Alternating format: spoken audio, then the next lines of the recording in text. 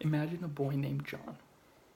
John just turned a ripe young 18 years of age and is a budding creative arts student. He has told everybody in his family for centuries about how he is going to be the greatest artist that the world has ever known when he grows up. But just like most families in America, his family didn't see what John can see. John was weird to them about how he sees the world. As a kid growing up, you're supposed to fall into stereotypical categories of wanting to be an astronaut or a doctor or a nurse or some other kind of recognized profession. But here lies the problem. John can only see the world from the perspective of the right hemisphere of his brain, which is why he doesn't sound logical or even rational to everyone else around him, who are conditioned to being slaves to the unjust forces of society. But there is hope for John and James and all their children.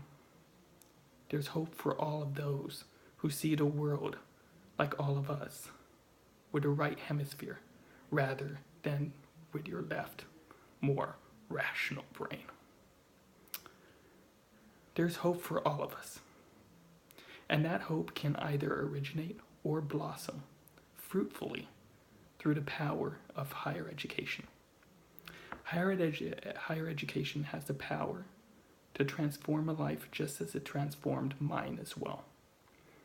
This transformational power of the universe through education is what has fueled me in my career in higher education. I am so honored to have had the opportunity to be able to talk to sons and daughters who have amazing dreams, and I get to stoke that fire that is within them and get them excited to develop their innate talent that the universe has given to them in infinite abundance. And ultimately, after their time in the university system, that they will be able to go on and accomplish even more than they ever could dream of, or even dream was possible. As a professional admissions counselor, I don't take each and every journey lightly. I take each relationship that I am honored to build as my sole life purpose. This is my mission. I have had so many so-called admissions counselors, but they never called me, never emailed me, and didn't even respond to my communications with them in a timely or professional manner. I can see how off-putting this may or could be to prospective students, as it has been off-putting to me. And that has changed me and the kind of admissions counselor that I am. I want to be different. I want you to get so excited about your dreams and what is possible, or not even know how to put into words what you are actually thinking and what you've been feeling for centuries. And I want you to be able to choose a school where you could put in all your hard work and effort to graduate and be able to look back on that moment as a pivotal moment. That's what each and every prospective student should be going, that should be their mindset. That should be the result of each student going into your institution.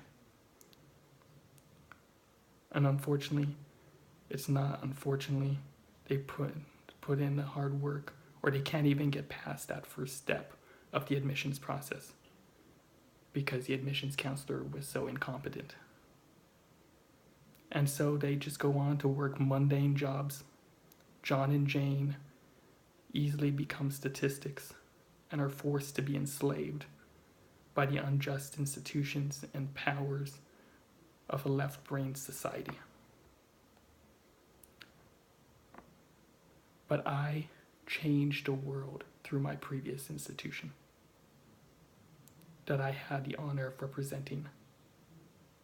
I'm taking the skills that I learned there, and I can take them to yours as well. I will continue changing the world because my life will continue to progress forward as is the natural course and direction of the universe and a way the universe wants to travel.